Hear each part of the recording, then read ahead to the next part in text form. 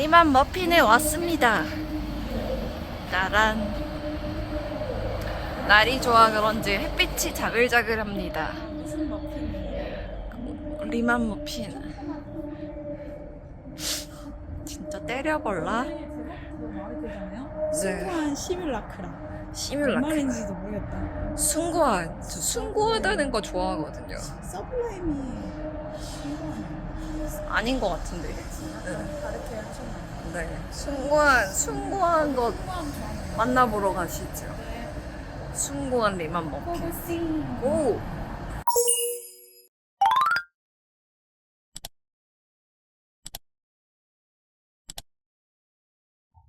예감.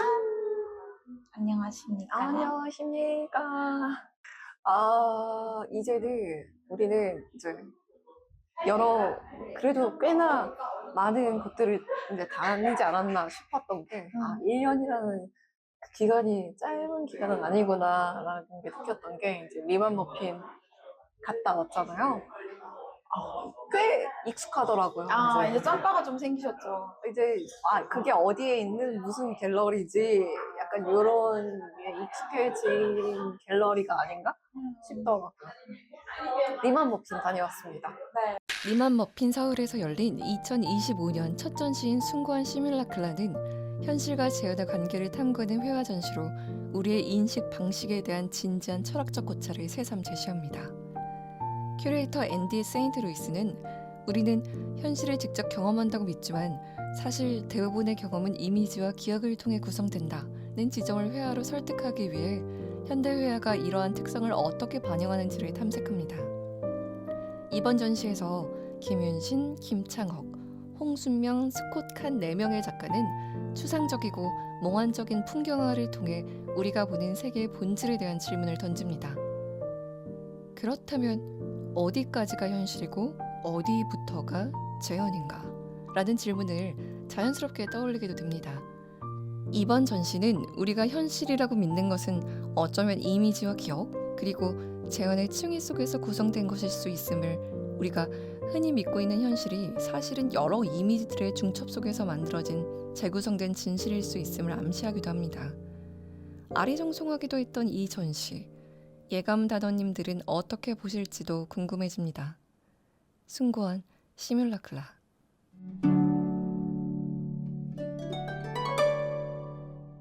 숭고하다라는 것에 대해서 우리가 또 의미를 되게 많이 부여해봤잖아요, 사실. 맞아요. 의미를 부여했다기보다 정의? 성공하는 게 뭐라고 생각하세요? 여러분? 그러니까 저는 얘기를 하기에 보상을 바라지 않고 그것을 향한 열정, 열망, 그냥 장인정신 같은 느낌? 그걸 얘기를 하긴 했는데, 약간 어머니의 사랑을 숭고하다고 표현을 하잖아요. 약간 뭐 대가를 바라지 않고 거의 희생 아닌? 저는 약간 숭고한 그러면은 영어로 약간 그 sacrifice가 생각나는 느낌이거든요.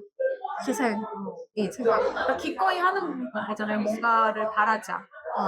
그러니까 숭고하다라는 것을 가지면은 어쨌든 한 곳에 집중된 느낌이잖아요. 어떠한 막 여기저기 이런 것에 눈을 돌리지 않고 내가 생각하는 그 하나를 지키기 위해서 어떠한 것도 감내해내는 정신? 뭐 이런 것 같은 느낌이 들어서 아마 희생이라는 것도 떠올린 것 같은데, 이거는 약간 풍경에 대한, 그래서 또 더 나아가자 부분은 자연에 대한 것, 이런 것들이려나 했긴 했는데, 이거 개념이 시뮬라클라라는 개념이 또 플라톤의 이론에서 나왔더라고요. 시뮬라시움이라는, 제가 또 있어 보이는 걸 좋아하기 때문에 알죠. 플라톤 나온 순간 이거 재밌는데 했거든요. 그럴 것 같았어. 그랬어. 시뮬라시용 이거 음악 해줘야지. 시뮬라시움. 그러니까 뭔가 어떤 것을 발견해서 이것에 대해서 재현을 할 때 두 가지 관점이 있다. 그래서 정확하게 진실되게 표현하는 것이 있고 일부러 왜곡되게 표현하는 것이 있다. 그래서 이거를 표현할 때 이제 어떤 왜곡된 것들을 뭔가를 진실되게 표현한다, 뭐 그대로 전달한다의 느낌은 아니지만 형상적인 것을 표현하는 거잖아요. 근데 여기에는 어쨌든 부정적인 개념이 조금 들어가 있을 수도 있는 게, 진실을 그대로 내지는 않는다라는 점이었는데 여기서는 풍경에 대해서 그런 부정적인 것들을 좀 배제하고 오히려 예술이 그렇게 왜곡되게 표현을 해내지만 어떻게 영향을 미치고 사람들에게 다가가는가? 이런 개념이라고 저는 좀 해석을 하긴 했는데 그래서 이 풍경들을 보면서 어쨌든 추상적인 것들도 있었고 그냥 정물화 같은 느낌의 풍경화도 있었고 되게 디테일하게 그런 것들이 이렇게 다 있었잖아요. 그래서 어떤 느낌은 그대로 주려고 했던 것 같기도 하고 또 막 내 마음의 노래 막 이런 작품들을 이렇게 설명할 수는 없지만 아 이런 느낌인가? 약간 상상할 수 있게끔 해주는 그런 풍경적인 것도 있었고 제가 갑자기 말을 하면서 든 생각이 아까는 들지 않았는데 왜 자연을 숭고하다라고 했을 때 우리가 아까 이제 숭고함이라는 단어가 가진 뜻에 대해서 생각을 해봤잖아요. 그랬을 때 자연은 숭고한 존재가 맞는 것 같아요. 왜냐하면 우리 인간들에게 어떤 대가를 바라지 않고 늘 거기에 사시사철 있으면서 봄에 우리나라 기준으로 봄에는 어떤 열매를 맺어서 보여주고 여름에 또 있고 가을에는 또 추수할 수 있게 도와주고 막 그런 순환을 하면서 거기에 계속 있잖아요. 어떠한 대가도 바라지 않고 그런데 또 아름답잖아요. 그래서 숭고한 근데 그거를 그러니까 이제 작가들이 회화로 그려내는 거를 작업을 시뮬라크라고 표현을 한 게 아닌가. 자연을 그렇게 표현하는 거, 재현하는 거. 저는 자연에 대한 게 아니라 아예 이걸 나타내려고 하는 분들을 숭고하다고 표현한 느낌이었거든요. 왜 더 그러냐면 자연밖에 없었잖아요. 이 작가님들이 다른 그림도 많이 그렸는데 자연을 표현한 것들만 또 하필이면 나왔잖아요. 그래서 굳이 자연들에다만 집착하는 이 예술의 모습을 이제 숭고하다고 했나? 라고 생각을 했던 거죠. 그러니까 다른 복합적일 수도 있겠네요. 다른 것들을 다 많이 표현할 수 있지만 굳이 자연에 대해서 그걸 고집하는 느낌이었달까? 근데 이분들은 자연 아닌 것도 많이 그리는. 근데 오늘 건 어쨌든 그쵸. 딱 자연이었으니까 저는 이제 자연들밖에 없고 그거를 굳이 어떻게든 모든 방법으로 왜곡해서 표현하든 진실되게 표현하든 그대로 표현을 하든 그런 것들이 되게 그냥 고지고대로 막 고집 부려서 하는 그런 예술가들을 말한 건가? 라는 느낌이었거든요. 저는 그래서 오늘 또 그림보다도 그 시뮬라크라라는 날 재현한다는 거 근데 재현을 해보지만 최대한 가깝게 해보지만 어쨌든 진실, 그러니까 팩트, 오리지널과는 어느 정도의 왜곡이 있을 수밖에 없다는 거 근데 왜곡에 집중하기보다는 그 진실된 걸 표현하려고 노력했다는 거에 더 초점을 맞추자는 거 그런 것들이 되게 재밌었는데 이런 것 같아요. 좀 다른 얘기일 수 있지만 이런 거예요. 말을 우리가 해요. 내가 오늘 어떤 얘기를 막 했어. 단테님이 집에 가서 뭐 엄마라든지 누군가에게 저랑 나눈 얘기, 제가 한 얘기를 막 하는 거예요. 최대한 똑같이 말투와 뭐 그런 걸 해서 얘기를 해도 분명히 변형이 있을 거란 말이에요. 그러니까 오해를 피하기 위하고 그다음에 그러니까 뭐랄까 제대로 된 판단을 하기 위하여 아주 비슷하게 함에도 분명히 오리지널과는 다를 것이고 제가 오늘 나눈 이런 얘기, 제가 한 이야기조차 제가 집에 가서 다시 얘기하면 아무리 비슷하게 이야기해도 또 다를 거라는 말이에요. 그러면서 그런 생각을 또 했던 것 같아요. 말의 왜곡이라든지 내가 말한 게 이런 거지. 나는 이걸 얘기했는데 상대방은 또 다르게 해석했을 수도 있고 그래서 그런 그러니까 모든 재현과 변형 사실 그렇게 따지고 보자면 이 세상은 풀오브 왜곡, 풀오브 모술, 풀오브 오해 이런 것들로 점철될 수 있는 환경인 거잖아요. 근데 그 속에서 우리가 어쨌든 그 왜곡된 사실조차도 저 사람에 대해서 좋게 해석해서 그것을 진실이다라고 받아들인다라는 게 재밌는 포인트이지 않나 싶기는 해요. 그러니까 진짜 말 그대로 이나님이 얘기해 주시는 것을 제가 분명히 내 해석대로 한다라는데 여기는 왜곡이 어쨌든 껴있는 거잖아요. 그렇죠. 어떤 필터가 있겠죠. 어쨌든 이게 나의 해석에 의해서 어쨌든 재창조되는 의미가 있으니까. 근데 이런 것들이 어쨌든 다 모든 것을 다 왜곡시키는데 그 굴곡들이 사실은 이렇게 다 굴곡져 있지만 또 멀리서 보면 선으로 보인다는 개념 아닐까? 그래, 나의 진실이 단태님의 필터에 의해 재창조되면서 나는 어. 더 좋은 사람이 될 수도 있고, 난 더 나쁜 사람이 될 수도 있는 거 그렇잖아요. 어떤 제3자에게는. 그렇죠.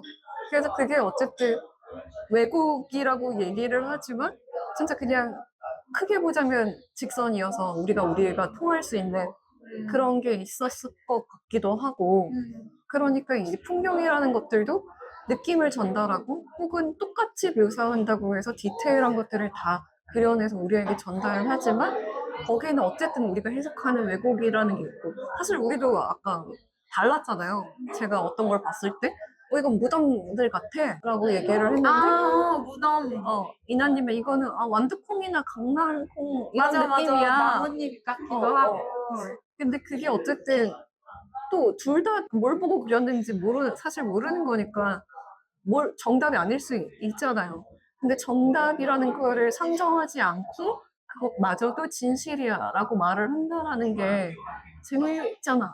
그게 어떻게 보자면 그게 또 진실이야 라고 말을 해준다라는 거는 이거는 좀 신고한 게 아닌가? 라는 생각이 좀 든달까? 지금 얘기하면서 신고하다라는 의미가 저한테 좀 달라졌어요. 뭐예요? 그러니까 왜곡조차도 왜곡이 어떻게 보면은 그러니까 왜곡시켰다라는 건 사실을 그대로 하지 않고 내 뜻대로 내 자의대로 해석해서 나에게 들어온 것대로 한다는 거잖아요. 그러니까 그게 사실이 아니잖아요. 어쨌든 사실은 아닌 거죠. 사실이 아님에도 그것이 진실이다라고 얘기하는 것에 대한 충고로 바뀐 것 같아요. 그러니까 이분들이 자연을 어떻게 표현을 하든지 간에 우리가 어떻게 해석을 하든지 간에 그것에 대해서 자연을 향한 그 마음들이 있다. 그 자체만으로 그 마음이 숭고하다라는 느낌? 그러니까 우리가 관계에서도 어쨌든 그것들이 다 달리 해석되고 모순이 항상 있고 다 왜곡되게 하지만 그것이 나쁜 쪽으로 그렇게 막 흐르는 그런 게 아니라 서로가 서로 그 더 애정을 갖기도 하고 애착을 갖기도 하고 뭐 그런 것에 대한 숭고함. 그치? 그러니까 이 시밀라크라는 이 재현은 숭고한 거야. 이 그쵸. 그림들. 그 자체가. 그러니까 우리가 해석하는 것마저도 숭고하다. 너가 생각하는 게 그게 왜곡이지만 그거 왜곡 아니고 그것도 진짜 진실이야 라고 얘기하는 듯한 그 느낌. 그러네. 이게 그게- 말이 어려서 그렇지. 약간 예쁜 재현, 막 약간 이런 느낌이네. 그래서 그런 뜻인가? 라는 걸 지금 얘기하면서 이게 이런 숭고함인 거구나. 그러니까 네가 뭘 했던지 간에 나는 네 편이야 이런 거잖아요. 그 마음에 대한 인정 같은 거잖아요. 그게 확 갑자기 달라져 버렸어요. 와닿았어요? 달라지는 재밌다. 느낌이네요. 그런 순간이 우리가 있잖아요. 이렇게 대화를 통해서 이런 순간이 있는데 그게 진짜 재밌는 순간인데 또 약간 경험하신 저는 숭고라는 단어 좀 좋아하긴 하거든요. 우아한 느낌이 있어요. 우아하다는 게 고집스러운 열정 같은 느낌이 아. 있어요. 뭔가 내가 여기서 이렇게 손해 보더라도 난 이거 지키고 싶어. 이런 맞아. 느낌이 있으니까. 그래서 계산할 수밖에 없는 상황 속에 우리 지금 노출되어 있어도 굳이 계산하지 않는 그 상황이라는 게 숭고하다는 것 같아서 되게 좋아요. 그러니까 부정적이다라는 그걸 뺐다라는 게 그런 의미일 수 있겠네요. 왜곡이라는 게 나쁜 의미로 될 수 있지만 그 그래, 부정 근데 좋게 왜곡 그러니까 좋게 바꾸는 것도 그러니까 왜곡이라는 게 꼭 부정적인 것만 있는 게 아니라 어쨌든 변형된 걸 왜곡이라고 하는 건데 그쵸. 내 필터에서 내가 좋게 말하고 있어도 있는 거잖아요. 그것마저도 왜곡인 거잖아요. 그러니까 그냥 그거 자체가 고지곧대로 전달되지 않고 변형을 하더라도 그건 숭고한 마음이야 라는 게 중요한 포인트인 것 같은 그런 생각이 드네요. 자 그럼 예감 편지 발전 난해야 난해하진 않았어요. 전혀 난해하지 않았어요. 한 2점? 리반 먹힌 쪽은 난해했던 건 별로 없었던 것 같아요. 그래요? 어. 2점. 저도 1점. 숭고한 감상으로 다음 주에 다시 돌아오겠습니다.